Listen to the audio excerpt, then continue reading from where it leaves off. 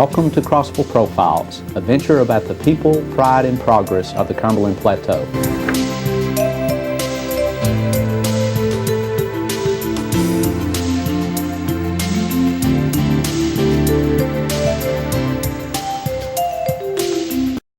Welcome to Crossville Profiles. I'm Beth Davis with the Cumberland County Mayor's Office, and today on our show we have Kayla Jenkins and Bryce McDonald from the Cumberland County Playhouse.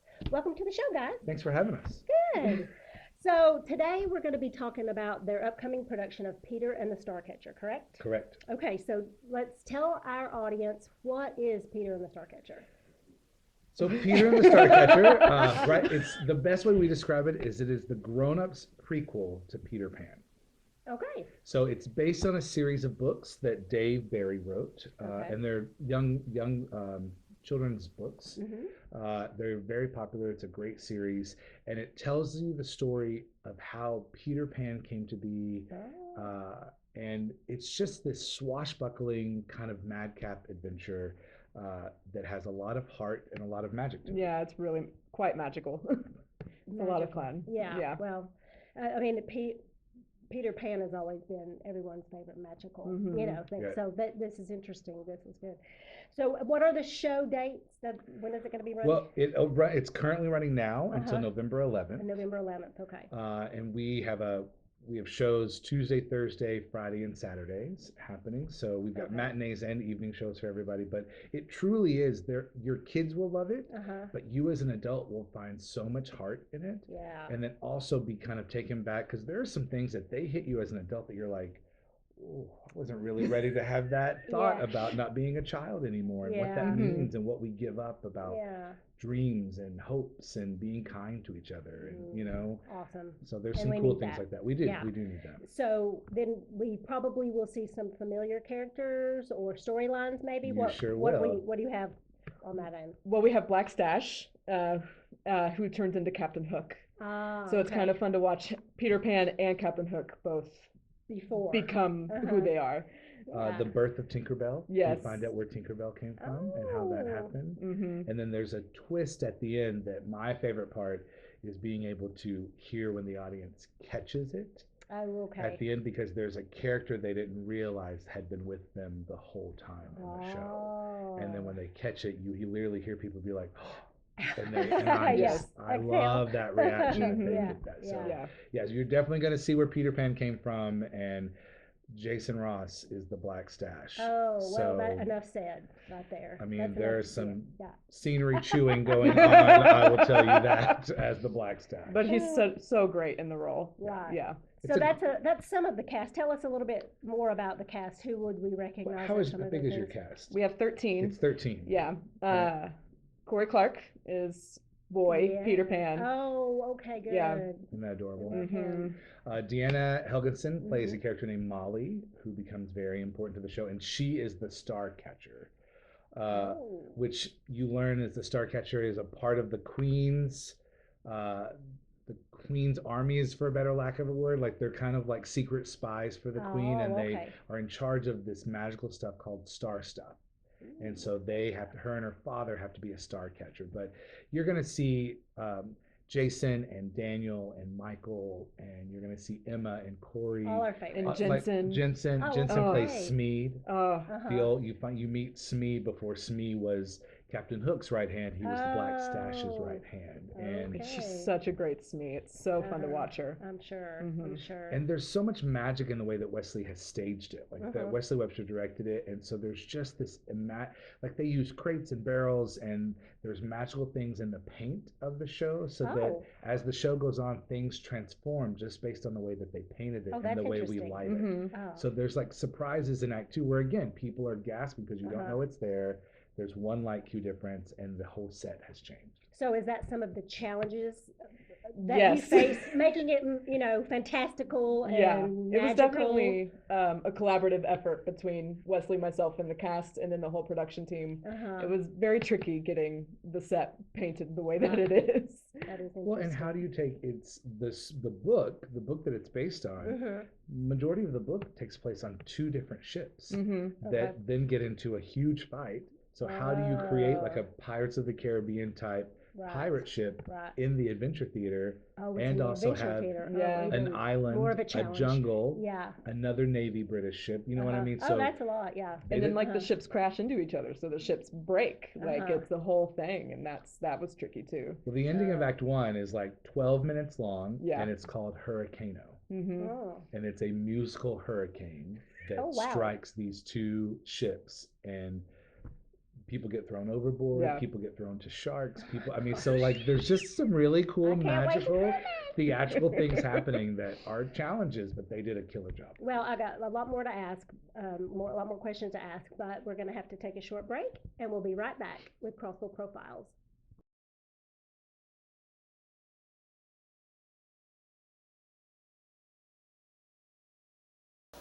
Welcome to the Crossville Cumberland County Tourism Channel. If you would like to see your business, organization, or event on this channel, please call 931-484-4546.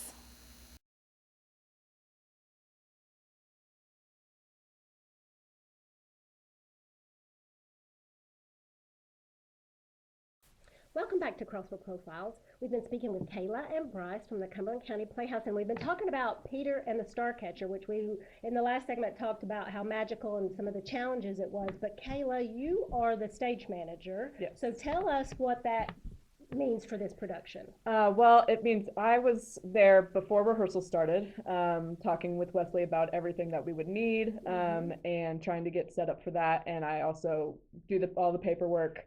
And then when in rehearsals, I run the rehearsals. So I have to set up for the top of the show or whatever scene we're going to block that day. And then I send reports to everybody at the end of every rehearsal. Oh, wow. And then after that, when we go into Tech Week to get ready to open the show then becomes mine, and I run the show. I talk to the cast members and make sure they're doing okay.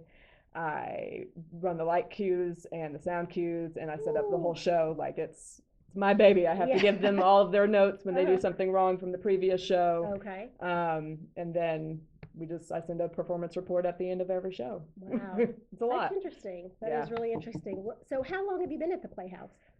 7 years this past August. 7 years. Yeah. Wow. Yeah, went fast. And how did you come to Tennessee? Are you from? I'm from Southern Indiana. Okay. And I went to college at the University of Southern Indiana in Evansville. And my friend from that school, Mikhail Drobny. Oh gosh, it's hard. He came here the summer that we graduated, and at that point they were looking for a stage manager to replace somebody who was going to grad school.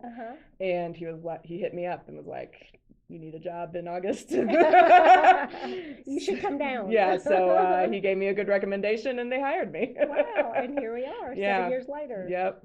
And stage managers are so important to us, and they're so unsung heroes. Oh, yeah. We've worked together for all the 7 years that she's been here, Yeah. and she's kind of like one of my go-tos as a director. Oh, like if I'm doing a sure. project, it's generally her that's by my side, because we understand the way each other. She can handle me and my mood swings if I have them, or if I know. But like she knows what's going on, and she can take the temperature of the room. And there's so many things like in a rehearsal. I mean, they're calling things like blackout, lights up. They're making sound effects happen because it's vital to the show. They're making paper props when they don't exist. And so they're literally like up running a marathon through a 4-hour rehearsal in the room that no one ever gets to see but us in the cast. And they get assigned all of those duties as necessary. That's exactly right. You've read that contract. Definitely in my contract. I think it's in my contract too, so that's why I knew. That's why I knew. So. Well, back to the production, Peter and the Starcatcher. I asked both of you this question. What are your favorite moments of the show? Oh gosh, there's so many. There are so many. There is a moment in Act 1 where Corey, who plays Boy, that becomes Peter Pan, tells us a backstory of how he came on this ship. And you find that this young man has never had anyone to love him. And he does this monologue about how hurtful that is, but he Yeah. tries to be so tough. But Mhm. for a moment to the audience, he breaks the fourth wall and lets that down. And Corey just does it's just beautiful. It's a Right. beautiful thing to watch and very touching. Yeah. Yeah. I love, there's this part in Act 2 where they have to do something kind of like a tribal chant Ah. with these leaves, and I just love watching them do that because it's just a lot of fun. And also the We'll tell them the Tinkerbells. words they use. It's all Italian food. It's all Italian food, so Oh, like well, they of have to course I really would like chant that. like Montepulciano, like it's a lot of fun. And then the Tinkerbell, I love Tinkerbell at the end. Yeah, that's magical. Yeah. Yeah, that's Yeah. really cool. So how are the audiences responding to it since it's already been playing for a They love little They bit? love it. Yeah, all Um, ages, yeah. everyone, and There are some, like we'll have a quiet audience, but they'll leave just big smiles on their faces. Yeah, They were yeah, just yeah. slightly quieter. Yeah, And then sure. we'll have other audiences that are hooping and hollering the whole time, laughing, and Uh-huh. they really enjoy it and get into it. oh, that's We had a great. matinee the other day with two young men, and they were young, and they really wanted to talk to all the pirates Well, All of of course. a lot during the play. Do they come in the aisles or can Yeah, they be grabbing yes, on? they Okay, are, there yeah, you go. you know. That's I think at fine. some point one of the actors left the stage and one of the boys went, bye. See, that's great. Yeah. That's So, great. yeah. That's what you're looking for. Yeah. right? It is. Touching the soul there in those Mhm. little kids. But okay, so we're almost out of time, but let's tell our audience when the show is again and then how can they get tickets, most importantly. It's running now until November 11th. Okay. And the easiest way to get tickets is to always call the box office, Mhm. 931-484-5000. Okay. Or you can go online at ccplayhouse.com and you click on the photo of Peter and the Starcatcher, and you can pick your date, your time, your seat, and do it all Awesome. online and not have to worry about even talking to anybody. In a day and age where people don't like to talk to each other very much, you can do it all online and just pick your ticket up. But you can also do you can have your ticket on your phone. Mm. You don't have to have a printed ticket anymore. Okay, good. Everything can be virtual All if you right. want it to. Well, guys, thank you so much for being on the Thank show you. Thank you. today. Thank you. I'd also like to thank the staff and students of Gateway Productions, and thank you for watching Crossville Profiles.